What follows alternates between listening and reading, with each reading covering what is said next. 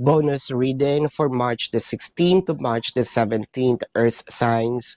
Your cards are the Hanged One, the Eight of Pentacles, and the Lovers.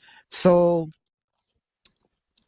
kung dati medyo hindi siya sure kung ano ba yung feelings niya sa'yo, or parang tamad siya to take action, no? Or to make a move para mapunta yung connections niyo into another level of commitment. Parang nakakagulat ngayon na siya na yung nagte-take ng action, siya na yung nag-initiate. May mga bagay kasi dito with the Lovers na parang sinasabi natin na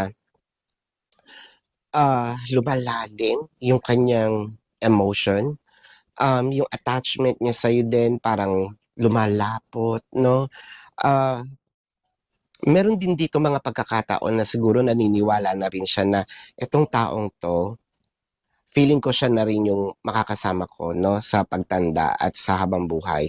So, parang feeling ko magiging super seryoso siya nitong mga araw na 'to. So, this is your quick, bonus reading, Earth signs for March the 16th to March the 17th. My name is Daphne, but spirit calls me back.